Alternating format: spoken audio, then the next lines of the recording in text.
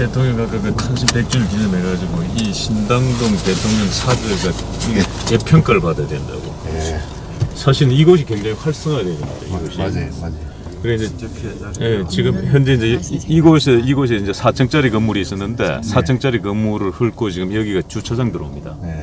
주차장이 들어오고. 여기 주차장이 들어요? 네, 오고 여기 이제 공원화되고 뭐 그렇게 들어올 건데. 부총장님이 참 애를 많이. 자, 지금 출발합니다. 예.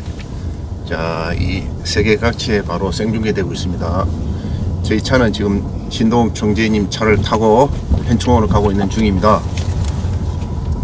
이제 궁금하신 거는 저기 우리 아내한테 여쭤보시죠. 오늘 그냥 아내가 갑자기 차 안에서 인터뷰하시게 됐는데. 당선되신 후에 이제 청와대 가셨고 우리는 거기가 다 안정된 다음에 오라고 그러셔서 우리는 1년 좀 늦게 한 약 6개월 그랬죠. 예. 근데 거기가 다시 신당동으로 와서 일로 또 그러고서 이제 의장 공간은 이제 관에서 관리하는 곳이니까. 그게 지금의 엠베서더 호텔로 바뀐 건가요? 그건 아니고 엠바서더 호텔 거기하고 조금 떨어져 있죠. 장충공원과 조금 떨어져 있는데 뭘로 바뀌었다는 거를 들었는데 지금 호텔은 아니고요. 개인 사자 이런 식으로. 네네.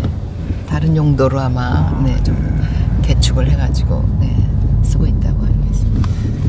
신당동 사저 얘기가 나왔으니까 제가 개인적으로 드리고 싶은 말씀은 그 신당동 사저의 그 소유는 삼형제분입니다. 삼형제분이 소유권을 가지고 계신데, 근데 삼형제분들이 동의하에 박정희 대통령 기념재단으로 기부를 했어요. 재단이. 그러면 저는 개인적으로 생각하기를 박정희 대통령의 기념재단은 박정희 대통령의 유지와 유혼을 받드는 게 기본이죠. 근데 그 속에 포함되어 있는 게 유자녀들을 보호하고 돌보는 것도 한 축입니다. 자, 그러면은 우리 아내가 집이 없잖아요. 집이 없는 사람이라고. 그러면 우리가 그 집을 원해서 그러는 게 아니라 그런 부분도 굉장히 중요한 거라고 난 생각을 하고, 그리고 저게 지금 이제 서울시가 근대문화유산으로 지정을 했는데 이화장에 가시면은 이화장은 이승만 대통령 사자 아닙니까? 그렇죠. 이화장을 가시면은 거기 이인수 박사 4분, 양아들 이인수 박사 4분이 별도의 별채가 마련되어 있습니다. 맞습니다. 그러니까 거기에서 실질적으로 관리를 하는 겁니다. 이화장 같은 경우는. 그래서 그 당시에 서울시에다가 저희 쪽에서 요청을 했어요.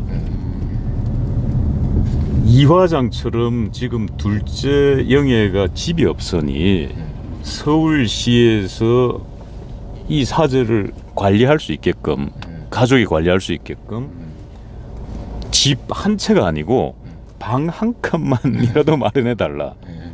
근데 그거를 거절당했죠. 그런 건 굉장히 난 가슴 아픈 일이라고 생각을 해요. 그리고 아직도 많은 대한민국 국민들이 우리 아내가 돈이 많고 돈이 많은 걸로 포장되어 있지 않습니까? 그렇죠.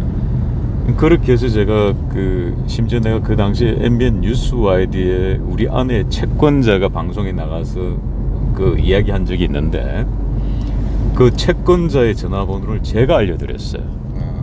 그 채권자도 얼마나 답답하겠느냐. 그러니 그분의 그 답답함도 들어봐 달라. 나는 아내의 재산상을 부부로 살지만 사실은 잘 모른다. 그렇지만은 나도 모르지만은 채권자는 지옥 끝까지 찾아가는 게 채권자 생리 아닙니까? 그러니까 채권자는 잘 알 거 아니냐. 그러니까 그 채권자가 그 얘기를 하지요. 없어도 정말 이렇게 없는 줄 몰랐다고. 그것이 오늘 우리 박정희 대통령 각각 탄신 100주년을 기념해서 나는 우리 아내가 무소유의 삶을 실천했다라는 것, 나는 그게 정말 난 대한민국의 자랑이라고 생각합니다. 그게 세계사를 놓고 봤을 때 대통령이나 왕의 가족들, 수상의 가족들이 금전적으로 전 세계를 막론하고 다 풍족하게 삽니다. 근데 이분이 집 한 채 없다라는 거는 나는 대단한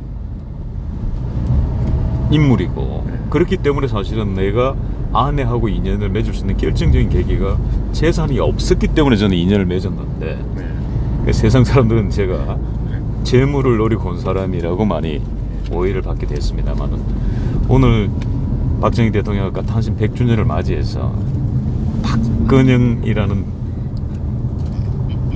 한 개인의 삶이 나는 재조명되기를 바랍니다. 예. 거기에 대해서 우리 당신은 어떻게 생각하세요? 제 얘기에 대해서 어떻게 생각하십니까? 뭘 잘 듣지를 못했습니다. 뭐 좀 읽느라고. 죄송합니다. 그래서 제가 한번 아내에게 물어봤어요. 아니, 그 당시 얼마든지 재물을 취하고자 했다면 할 수도 있었는데 왜 당신은 그걸 하지 않았습니까? 라고 여쭤보니까 나의 인생의 롤 모델이 테레사 수녀님이고 나의 어머니입니다. 그러니까 테레사 수녀와 유경수 국모님의 공통점은 무소유였습니다. 그리고 그 아내가 제가 이렇게 아내하고 결혼 10년 차인데 그래도 이렇게 좀 아주 유명한 브랜드의 이런 무슨 뭐 핸드백이라든지 이런 명품 뭐 옷이라든지 이런 게 선물로 들어오면 그걸 다 주시더라고, 다른 분들은. 그래서 제가 물어봤어요. 아니, 이걸 왜 주시냐고. 나의 몸에는 어울리지가 않습니다. 그러니까 나에게는, 저분에게는 잘 어울릴 것 같은데 나의 몸에는 맞지가 않습니다. 그러니까 의복도 내 몸에 맞아야 그게 편안한 옷이 되는데 어쩌다 받는 거지 그게 안 되면. 아니, 그렇죠. 어쩌다 왔는데. 그래서 그걸 다 선물로 주시더라고요. 그래서 뭐 그런 거. 그다음에 이제 뭐 우리 부부의 오늘 뭐 짧은 에피소드 하나 말씀드리자면은, 아내가 제 옷을 하나 사 가지고 왔어요.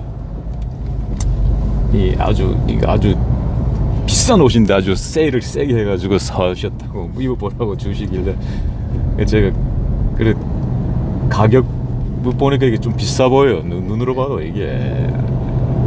여보, 그래, 가격표가 대체 얼마입니까? 그 여보 얼마였습니까? 39,000원 정도 옷이었어요. 이 안에 있는 티인데. 그래서 제가, 여보, 이거 내가 10,000원 넘어가는 옷은 안 입는 거 잘 아시지 않습니까? 나 역시도 이거 39,000원짜리 입으면 이게 내 몸에 맞지가 않다고. 이 39,000원이면 내가 네 벌을 사 입을 수 있는데, 이걸 가지고 네 벌이면 1년을 살 수 있는데, 그러니 빨리 환불을 해 오시오. 그래가지고 내가 어저께 그 얘기를 하더라고. 환불하러 가야 되는데 이게 기간이 일주일 남았는데 오늘 이 행사 때문에 못 가면 이거 못 바꿀 수도 있다고 그랬던 기억이 나는데, 우리 부부는 정말로 그렇게 살았어요. 지난 세월 그렇게 살면서도 세상 사람들로부터 많이 오해받고 살고. 오늘 기회가 잘 됐네. 예, 그리고 이제 또 아까 그곳에서 우리가 얘기를 했습니다만은,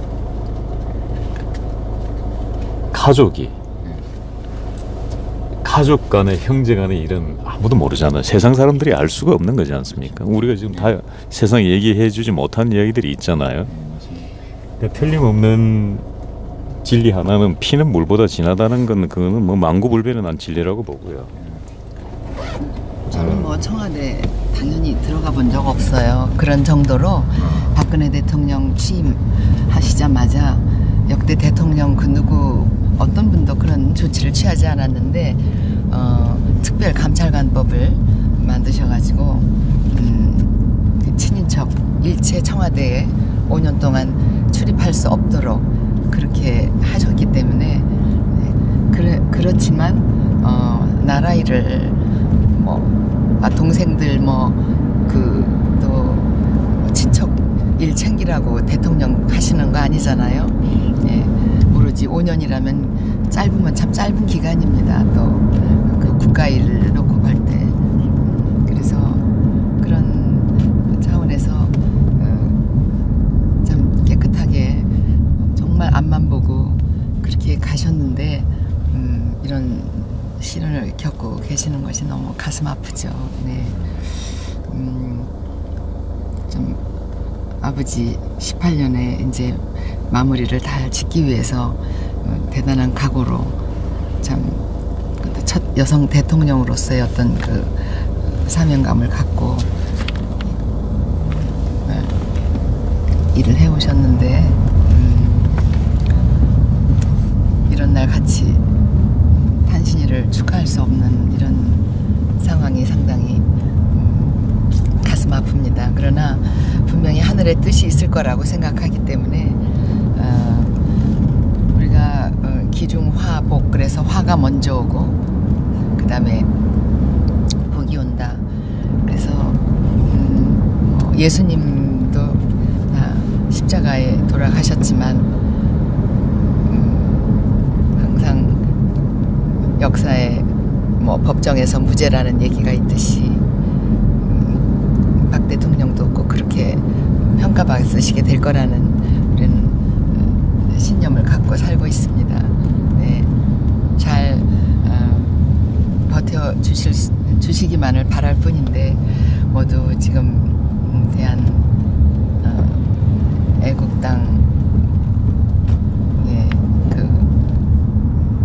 조 대표님을 비롯해서 모두 당원 여러분, 또 태극기 그 애국 시민들, 이런 분들이 이제 버팀목이 돼 주셔서 그 고통을 같이 나누고 이렇게 계시기 때문에 그 힘으로 이렇게 우리 박 대통령께서도 견디고 계실 것이라고 생각합니다. 네.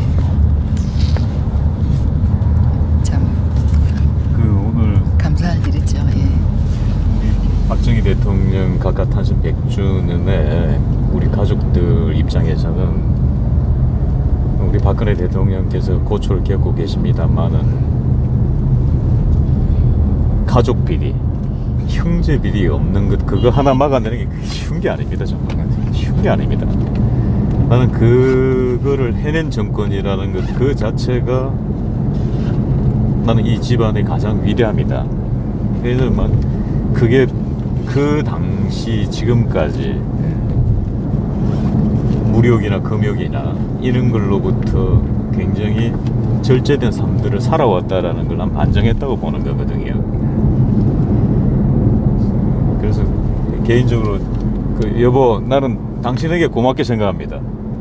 그 어려운 가정 속에서 우리가 깨끗하게 이 박근혜 정권 동안에 우리가 깨끗하게 살았다는 거. 그 당신 하여튼 고맙습니다. 제가 돈 못 벌어드렸다고 그 저기 미안하고, 하지만은 그 돈을 벌겠다고 했으면 반드시 또 문제가 발생했을 것이다. 우리 부부는 막 없으면 안 먹으면 된다, 없으면 안 쓰면 된다, 뭐 그렇게 우리는 생활했던 것 같아요. 그 신동욱 총재님 차를 타고 같이 오면서 이런 얘기 저런 얘기 많이 들었습니다. 그동안에 몰랐던 우리 신동욱 총재님 가족 이야기도 새롭게 받아들였는데, 그 내용이 좀 세계 똑바르게 정확하게 전달돼서 가족사를 좀 정확하게 알려져서 좀 우리가 잘못된 것을 좀 고치고 앞으로 그렇게 했으면 좋겠습니다. 총재님은 고맙습니다. 예, 여사님 고맙습니다. 예.